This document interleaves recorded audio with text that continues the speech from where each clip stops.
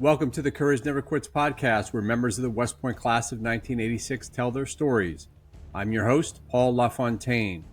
My guest today is Barry Peterson, Cullum number 43564. We'll hear about Barry's infantry adventures and his rise through the ranks of the yoga elite. As always, the views expressed in this podcast are those of the participants and not of West Point, the Army, or any organization, most particularly the Veterans Health Administration. Barry Peterson, welcome to the podcast. Great to be here, Paul. Thank you. So we grew up not far from each other in California. I grew up in Napa, California. You grew up in Sacramento.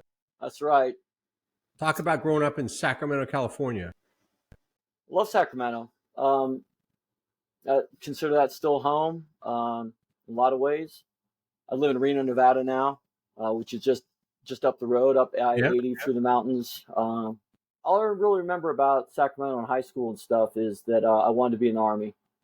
That's just really kind of crazy. What was the genesis of being interested in the Army and West Point in general? I remember photos of my parents had pictures. I just would wear Army tactical stuff, and even just as a 7-year-old playing. And so it just kept growing. And I remember in high school, one of my buddies, my close friends, we used to play war games of a battle like D-Day or like Anzio or anything. And you would move these little cardboard squares around the board to reenact a battle, right? But the one that I played the most and that my buddy Dan and I played all night Saturday night instead of going out was Squad Leader. And I could probably trace everything back to Squad Leader because it was like I wanted to be an infantry squad leader. Really, and I was a 45-minute drive from where you were with my friend John Wick. I was playing squad leader, like literally. So little did anybody know California was a hotbed for militarism. We played that thing all night, and it was I don't know. It probably majorly influenced my outlook, and then my buddy. He, we were kind of probably nerdy and, we were playing war games instead of going to dances and stuff like that in high school. And I remember he got beat up. He got bullied one day outside behind the gym. And I watched. And we were best war game buddies, but I didn't jump in to do anything to protect him. I just watched. And I was really ashamed of myself at the moment. Yep. Next thing I know, he says, I'm not doing I'm joining the Marines. And he went in to join the Marines, and he came back after boot camp, and he finished the argument with the bullying he had. Yeah. And I saw that go down, and I heard about it, and I was like, whoa, if the Marines can do that for Dan, maybe the Marines can do that for me. And maybe I can be the kind of guy who's going to jump in and protect a friend from a bullet. Because I don't want to do that again. And so I went down to the recruiter. I was 16, 17, whatever. I went down to the recruiter, said I want to be in the Marines. And then I talked to all the services, and finally the Army guy, it's like, you could be in the Ranger Battalion, you could be in the SF, you could be all this. And I said, oh, that's squad leader. That's what I'm wired for. That's what I'm going to do. So the best, I want to be in these elite type of units. Of course, in squad leader, they always had these special units that had super high morale. I was like, that's the kind of unit I want to be in. I'm gonna join. So I signed up to go into, I think, a Ranger Battalion or something, infantry. And then they said there's only one small catch. You got to get you're only 17, so you got to get your parents to sign off. Really? So I went home. My dad was like, yes. He's a Navy vet. And he goes, yeah, good job, son.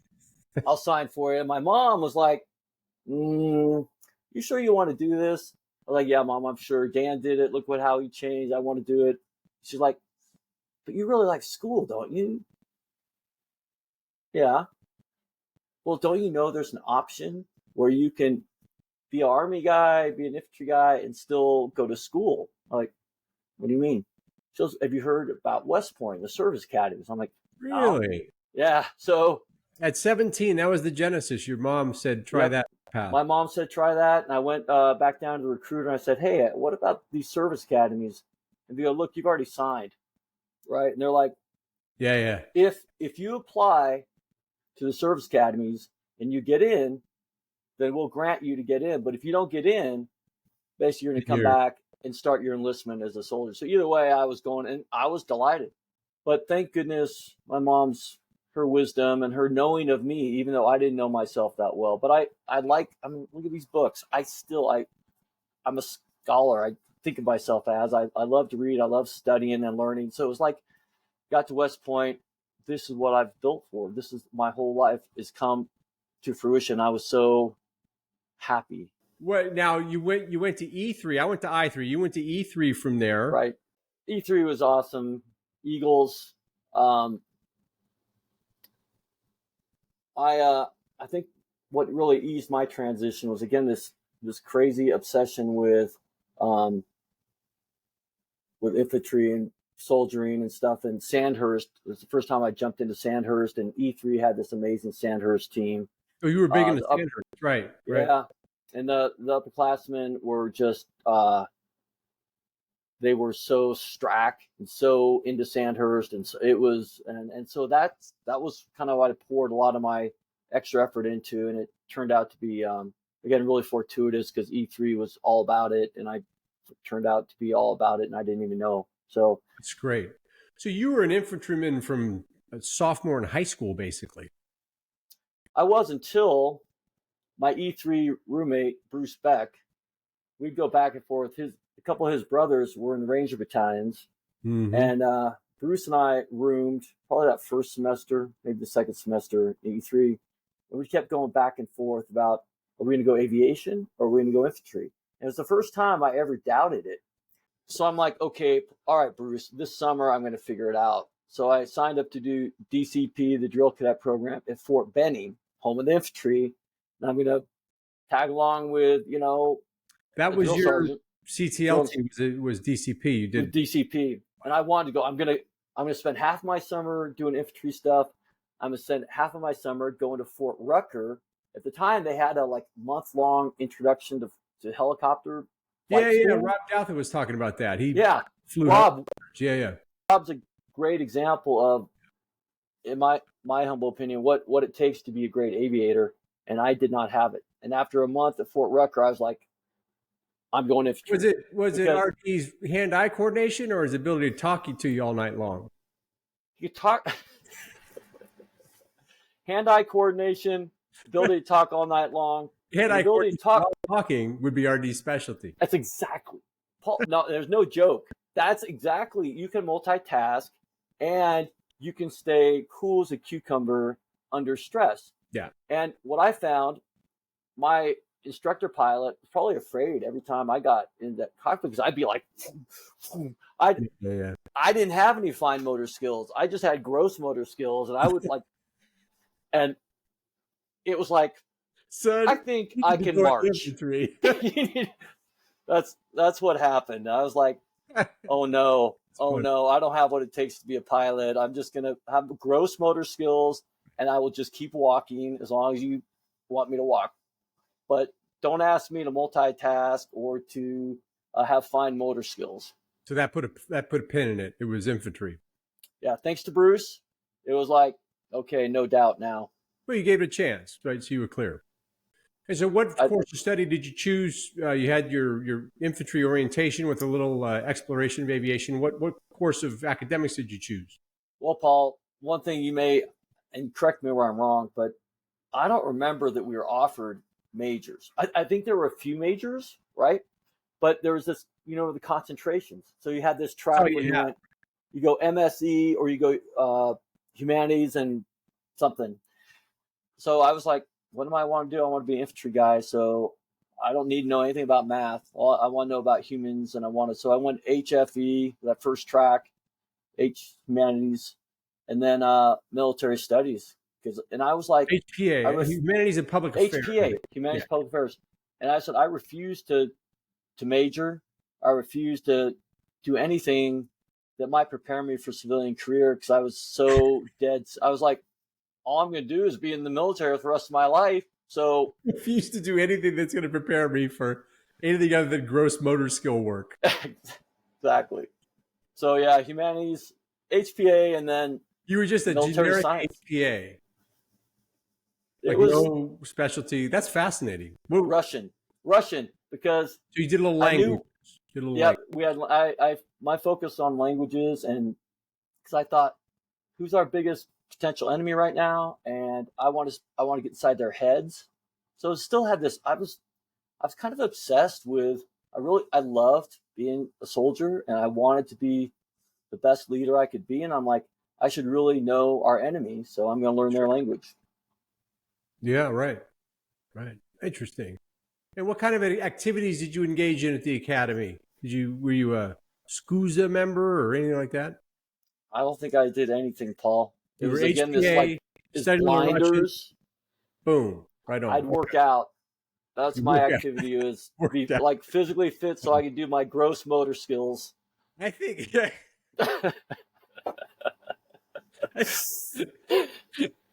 Gross motor skills with heavy things, which Yeah. I think you probably had it licked. Those of us who tried to think our way through it, boom. I think that's pretty smart. So Sandhurst took up a lot of time. I mean, you Yeah. guys didn't just Yeah. roll out and throw a grenade No. to that Sandhurst. You guys Yeah. are training all the time. And Yeah. what was the highest your E3 Sandhurst team ever got? Did you guys do well? We did well. We did. We did well.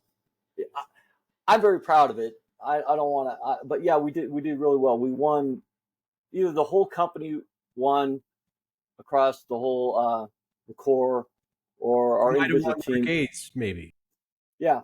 Okay. So we did really well, and it was just so like reinforced. This is what I want to do. This is what I want to land. You're being self-effacing, but you guys crushed it. Okay. Yeah. Good. That's good. Well, I was a little bit Sandhurst. And I mean, it's the whole company had this like focus on Sandhurst, like excellence, and I mean, it was a big deal. That's great. Good for you. You got out first assignment. So branched infantry, no surprise. And then I was like, I want to go Ranger Battalion. So the plan was to go to Ranger Battalion, and of course, Ranger Battalions aren't going to take a second lieutenant straight out of college, right? So they're like, oh, well, if I go to Korea for 1 year, and a number of us, I think, had that same strategy. Yeah. So, head over to Korea, second ID, do a good job over there for a year, and then, apply for a Ranger Battalion when you come back and be a first lieutenant platoon leader in a Ranger Battalion. That was the goal. Right. But I messed up, and en route to Korea, of course, go to Ranger School, which was like, yeah. I failed out a couple times. I got recycled, blah, blah, blah, blah, blah. So they sent me over to Korea in a mech battalion, which was great, but I was kind of rebellious and I wasn't real happy with that. I was like, no, wait, a mech battalion is not going to get me to a Ranger battalion. And I don't have a tab, so I had a bad attitude, I think, and wound up working it out on my way back from Korea. I got a second chance to go to Ranger School, and then assignment in the 82nd if I complete a Ranger School. And I got lucky, went back, finished Ranger School, served the rest of my time in the 82nd. Well, I don't think you got lucky. You've completed Ranger School and got your tab. That's how it works. Though there is a bit of luck at Ranger School. Those who've been through Ranger School know that you can have ups and downs. You can get hurt. Yeah. Very common. Very common. Got hurt a couple times. Yeah. Yeah. Getting hurt's the fastest way to not earn your tab. Yep. So you did it up at the 82nd after all. Yep. Okay. And so compare and contrast being an actual platoon leader to playing those games when you were a kid. I was curious. Yeah. Those games were play. It just. Right. I think they set me up to have these totally unrealistic expectations, and then being a real platoon leader. And I wish I was a better multitasker, because I think being a good platoon leader is multitasking is, in infantry, it was like I got to be able to call for fire. I got to be able to land nav, know where I'm, and all this stuff. I found it really challenging, really satisfying. But much different than rolling dice and moving cardboard counters on a map. Yeah, right. It was not serial thinking. It was constantly being aware of everything that's going on in your surroundings. And how many years did you stay in? What was your kind of? well, I feel I have a little shame about that. I thought I was going to be in for 30, long as they'd keep me, and I got out at the end of but actually, I got out a year early, which I feel a little bit ashamed of. But I don't know if you remember in the 89, 91, there was rifts going on, right? It was very fashionable to get out. Absolutely. I got out, I think, a year early. Yep. Well, it was approximately a year early. And because the proximal reason was, and kudos to shout out to Paul Kelly, Bruce Beck, Glenn Powers, a lot of other guys who were down in Panama. From Hamby, yeah. I had, and Roger was down. I don't know everyone, and actually, I had blinders on when I was down there. But I've come to learn a lot of our classmates were in Panama for Just Cause, and it was for me after Just Cause. It was like, okay, I've done the infantry stuff I want to do. I was married. Had a shift in priorities, and the Army said, "Hey, combat leaders, if you want out, get out now, and you'll still have an honorable discharge." And it was like, shoot, looking at being going to the advanced course, and maybe it'd be cool to be a company commander. But after that, it just looked like it was too management, not enough like leadership. And I was like, I think I'm going to get out. Yeah. So that was a shocker of shockers. I really thought I'd be in there for life, and I got out earlier than I even planned. Yep. Where'd you land? I landed in grad school. You did. So it's a little bit of a trip. I went through all the JMOs. Remember all the recruiters, the junior military officers, where they, all these job fairs and stuff. And I started that.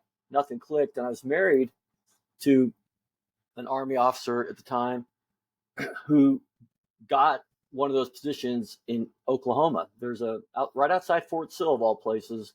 There's one of the biggest tire plants in the country at the time, a Goodyear tire plant, and they were recruiting junior military officers. And my wife loved it, and she got that position. So we moved out to Oklahoma, lot in Fort Sill, and I started going to grad school while she was working at Goodyear. And then a couple of months into that, hearing about, meeting all our coworkers and hearing about the plant and everything, was like, oh my gosh, Goodyear's cool, man. I should be working at Goodyear. So my first real job outside the Army was as a quality assurance engineer at the Goodyear tire factory.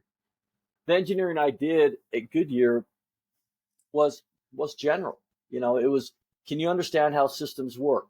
And can you, apply mathematics, statistics, engineering principles to understand how a human machine system works?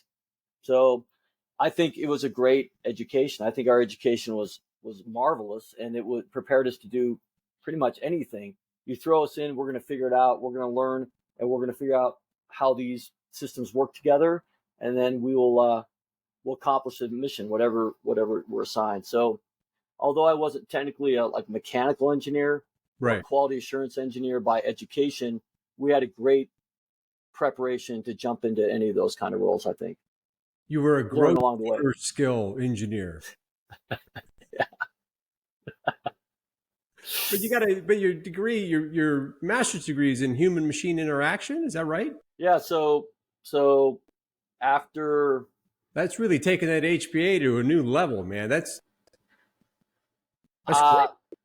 So I was living in Oklahoma, Fort Sill. Yeah. Got divorced. Terrible. Hated that. And it's like another page of the Army life just dropped out. And so I started trying to mountain bike and windsurf. And I was terrible at it. Again, fine motor skills, right? And I'm like, I can't figure this thing out, man. What's going on? And I thought, why Right. don't we build a flight simulator for mountain bike, Well, there right? was a hobby. You just knock two bricks together. That would be gross motor skills. But they don't have hobbies like that. Exactly. I'm like, so it was like, okay, I'm gonna go to grad school. And Yeah. so I worked when I was at Goodyear. I got an MBA at night. That was awesome, and business was cool. And I was like, okay. But then this mountain biking came up, and windsurfing, and all these fine motor skill things. And I was like, maybe if I built a windsurf simulator, maybe I could train myself how to windsurf. And I thought, And then about that time, it was in '95 ish. This thing, virtual reality, had just kind of hit, Yeah. and it was kind of like this dream. And I said I'm going to go to grad school and learn about virtual reality. So I don't know how it happened, Paul, but I wound up at this awesome place at the University of Washington, a virtual reality lab, one of Yeah. just a handful at the time, and What year did was my. that? That was '95 to Think '98. about how crazy and primitive the technology was in 95. That's an amazing jump for you. That's really It cool. was, Paul. It was. I mean, we had computers that were big as a small refrigerator, and Yeah, right. a headset that weighed, I don't know, 10 pounds, and Right. it was crazy back then. But and then loved it, and got out and said, okay, I'm ready to get a job, start up a company to build windsurf simulators. And people were like, I don't think so. There's no market for it. So I fell back on infantry skills again, and Right.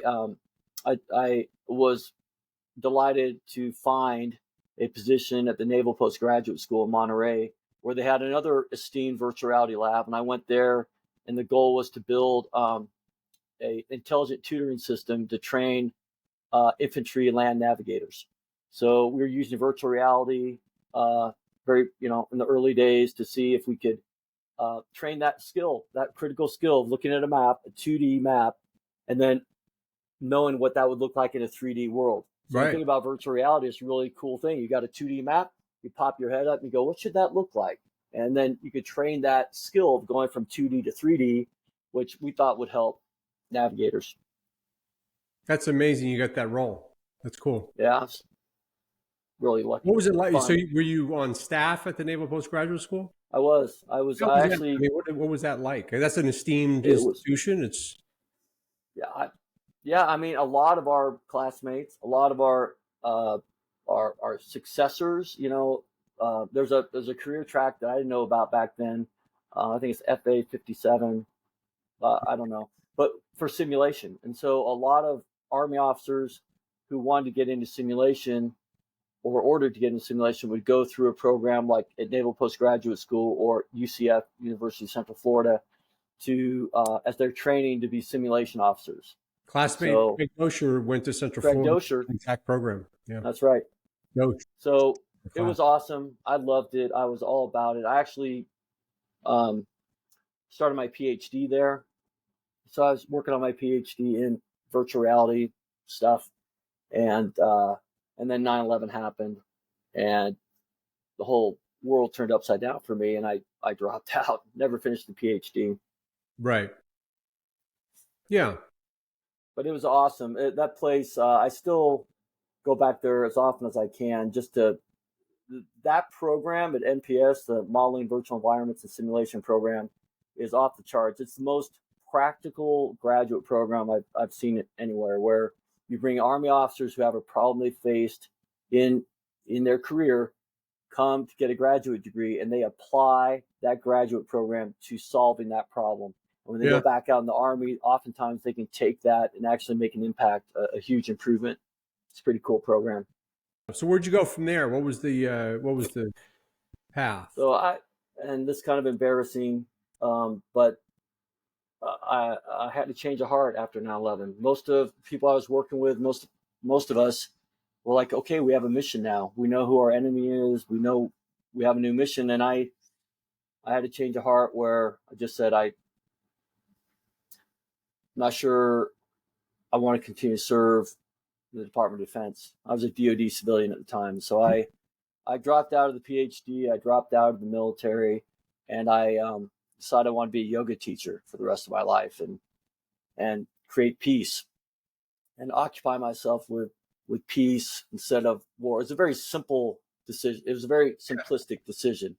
It was war or peace, war or peace. Well, I've done war my whole life. Now I want to do peace. It was rash.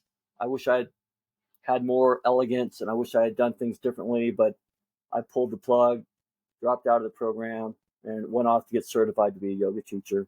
It's a different form of service, right? So what was it about yoga specifically? I love yoga, so I've got I'm a fan, as you know.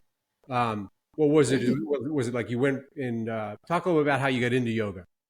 Yeah, I didn't like yoga, Paul. I was like, that's a waste of time. I got gross motor skills. I need to keep going, right? So I'm like, yoga, that's for other kind of people, but not me.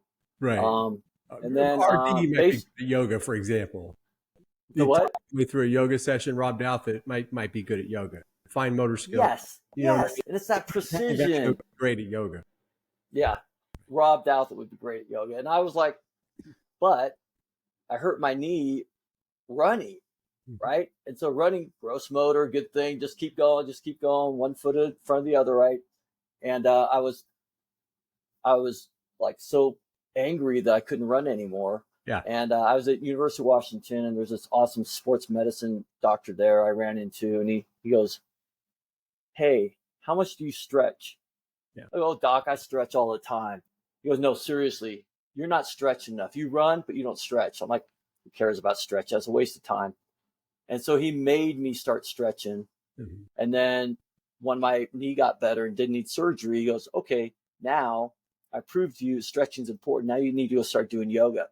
I was like, "Doc, that's one step too far. I'm not doing yoga." And he goes, "No, I'm prescribing it. You have to go do yoga now." So he made me do a month of yoga. My knees they felt better than ever. And I was like, okay, I'll try yoga. And then I did it wherever I lived for a while. And then it was after 9/11 that it was like, maybe I should be a teacher. Mm-hmm. Because at the time, yoga was just a physical thing to help my knee so I could run. I didn't care a whit about philosophy or anything. It's just like, so I can run. I do yoga so I can run. I hate yoga, but I'm going to do it so I can run. And then after 9/11, for some reason, I was just like, yoga leads to peace is the simplistic way I thought about it. And I said, I've dealt with other things most of my life, and maybe it's time to do that now. So mm-hmm. Yeah, another form of service. Right. Now being a West Point graduate, being an infantryman at heart, you really got into it. Like, you didn't just go to yoga and have a mat and maybe some. Well, that's the thing. That's the clothing. Thing. I mean, you learned to paint as the kid. Initially, I was a runner. I didn't care about yoga, and I did just the minimum to run. And then after 9/11, after I dropped out of NPS and was wandering in the deserts, I was like, I heard about this guy that talked like an infantry guy talks. He didn't talk like a yogi. He talked like cussed all the time. He said, "Hey, come do yoga and kill yourself." And I'm like, oh, that's for me. Wait a minute. I can come in there and just completely destroy myself in a yoga class. Sign me up. And that was the notorious Bikram method. And I fell in love with it. And that's what I went to get certified in 2002. And that's what I've stuck with since then. And it's to me an infantry mindset yoga. You go in and you just and you rose up in their organization a little bit, helping train people, et cetera, right? Yeah, it was a magnificent journey. Bikram had hired me as a volunteer. I was a veteran liaison there for a while. And he basically said, "Hey, I heard you're a West Point grad. You need to go back to West Point and build a Bikram yoga studio at West Point." I'm like, who's this guy? That's never, ever going to happen.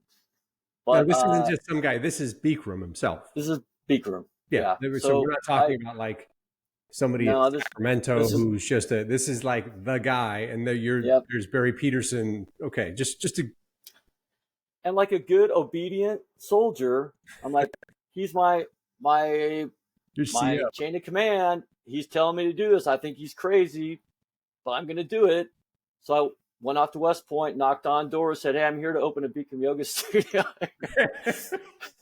That didn't go I very love the far. story, right? Just But I'll tell you, bang, bang, bang. Hey. I'll tell you. So I was a full-time yoga teacher making a career of service, Paul. But in this service, you're Making making the like wages peanuts. with a career of service. Exactly. And so Right. my folks, again, my mom knows me better than I do. And she was like, "Have you been in touch with your classmates? Don't you think you'd want to connect with your classmates again?" And I know exactly what she was getting at. She was saying, "This yoga thing, man, it's not a good use of your skills. You need to get professional again." So another embarrassing point, my folks paid my travel to go to our first reunion I attended. I think it was in '06. I think our 20 year. And I felt like I just was about this tall because I just felt like a total loser. I mean, I'm doing yoga, which is antithetical in my mind to everything we've ever done. And I'm like not making any money. And I sat on our first reunion bus with my head. I was just like, I don't belong here. Why am I here? Mm-hmm. You know, and overhearing everybody talk about, being attorneys and making lots of money. And I was just like, what a loser. I was like, I'm a loser. And guess who sits down next to me on the bus? Who?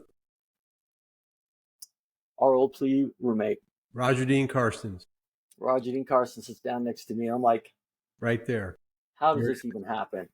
And he's doing all this like revolutionary warfare stuff. He tells me about his whole army career. And I the same reaction I had with Paul Kelly when I heard about Paul's career. I was like, Yeah.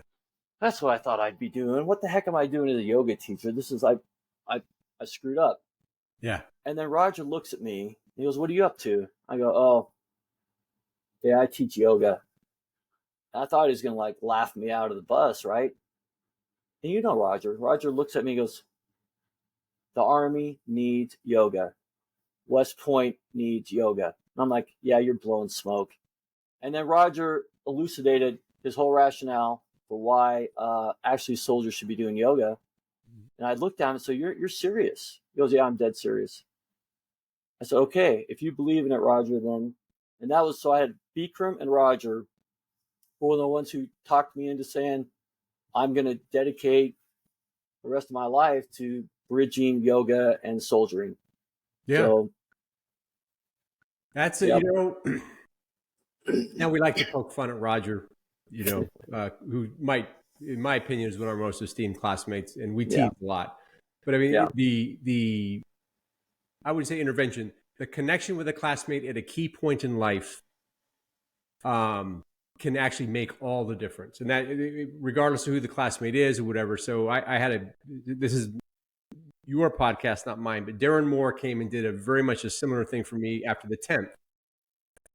And he came and he just basically had kind of an intervention with me and just said, get moving, reconnect, and move, shoot, and communicate. It was amazing. Move, shoot, and communicate. And I got an internet job after that, and I was off and running. Darren wasn't responsible for all that, but he reinfused me with energy as Roger did on that. That's a great story, and I think Well said. I think as 60-year-olds, we should do that for each other now. Anyway, 100%. Off my soapbox. We're old roomies. I can do that. But anyway, great. So Roger got it. So you were able to get some momentum on that. Yeah, the yogi master telling me the same thing, and I had this esteemed,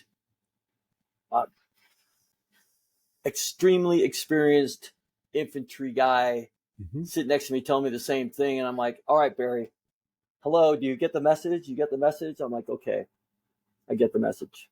And so I, kept going to West Point and kept going to West Point and and it never happened. But I have another career ahead of me, so I haven't given up. Did you teach a yoga class at West Point? Sort of. So the style I teach is done in like a special room where you have 105 degrees, super hot, right? And Bikram was like, "Hey, I don't want to hear about you teaching cold yoga classes. You teach the right way." And I'm like, "Oh," but at West Point, they didn't afford me a hot room. So I went to the cadet gym and I taught a class there. It wasn't a real Bikram class, but it was enough to So say, hey, you're teaching yoga in the steam tunnels. try exactly. But there was a yoga studio down the road at Yorktown Heights that Yeah. was a Bikram place. And so we did had the yoga club. There's a yoga club at the time. And we went over there and had a real Bikram class over there. Yeah. And then things changed. And it's a long story, but the bottom line is that the Army took its own path with yoga. I'm Yeah. happy to know that. But they said this Bikram yoga, that was about the time that Bikram's name was extremely controversial, and it kind of continues to be. But they're like the Army. My take on it was, we love yoga. I'm not sure we can support this particular style you do. So I kind of re-strategized. What an amazing story, though. Any contribution to the conversation is a form of That's moving right. all forward. That's right. You know, Yep. fast forward to the VA. You said something about how you Yeah, I was sick. got into VA. You were sick and got into VA. Yeah. That's an amazing thing, because I've never actually just like said, "Oh, here's a Goodyear tire plant. I got to work here." How do you do that? You just walk into a place and say, "Oh, this is a nice supermarket. I think I got to work here." How do you just like become an employee of the VA? Teach us. And by the way, a lot of and so if you don't know this, another thing that's cool about the VA or any federal government is that so I got out, in my 4 years, I got out early, and then I had years as a DoD civilian. So I think I had a total of 10 years under my belt when I started the yoga path. And I'm like, I'm never going to see a retirement. I threw all those years away. But if you go back and work for the federal government again, you can buy back your years of prior federal service and then tack on from that point forward. So I'm up, I think, around 19 years of federal service now, and I'll be actually able to retire. It's kind of a trip. It's not the same financial retirement as if you serve full-time DoD, but it's still pretty cool. Anyway, there you go. I wasn't looking for it, Paul, but a friend, I got super sick and I couldn't do the work I was doing prior to the VA anymore. I didn't know what was going on. I just basically paralyzed. And I got a call from a student that had been doing yoga that actually also worked at the VA, and just out of the blue saying, "Hey, have you ever thought about working at the VA?" I was like, "Nope." But actually, now that you mention it, I'm thinking about it, and applied for a couple jobs that were really bad fits, and nothing happened. And then I just kept checking. So there's a website called USA Jobs. USA Jobs lists every federal job, and you just kind of put some search filters on there. And then one job popped up that was an educator job, and I've been teaching at the local college for 10 years. And it was like, wait a minute, I could teach at the VA? Oh, I could do that. And sure enough, I was qualified for that, and it turned out to be one of the best things I ever did. About time. We just recorded a little bit about VA, and I'd encourage classmates who's hung in here for this discussion to go check that out. That's great. Yeah. So at the VA now. So what an adventure. I mean, that's all of the things that you sat on that bus and said, "Gee whiz, I shouldn't have done this." But I mean, that's an amazing adventure if you think about the types of things that people don't get to experience. You've seen. If you were to reach back to your kind of 20-year ago self, what advice would you give yourself looking back in time? I'd say, hey Barry, be your best friend. So I think I beat myself up, especially post 9/11. I continue to beat myself up for not finishing that PhD, for not doing the smart thing, for not for going off and wasting 15 years of our highest income producing years teaching yoga for peanuts. And it's like, you idiot. So I beat myself up a lot. And 20 years ago, I was beating myself up for dropping out of life. And I wish I hadn't done that. I wish I'd been more compassionate towards myself and said, hey, trust there's a reason all this is happening. Trust that there is some kind of cosmic intelligence that's guiding us all along our paths, and that really we're blessed to have this life, and we can't predict where it's going, but we can trust that we're going to be okay. And let's not be hard on ourselves. Great, very wise words. Particularly from 18 to 22, we were in an environment of pretty sharp criticism, and I think the sharpest critics as we came out of that was ourselves, in our own performance, etc.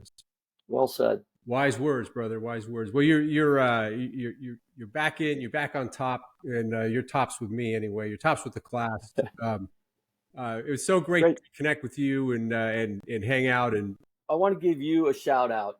I think many of us turned 60 this year. I had these big plans for a huge party. Never happened.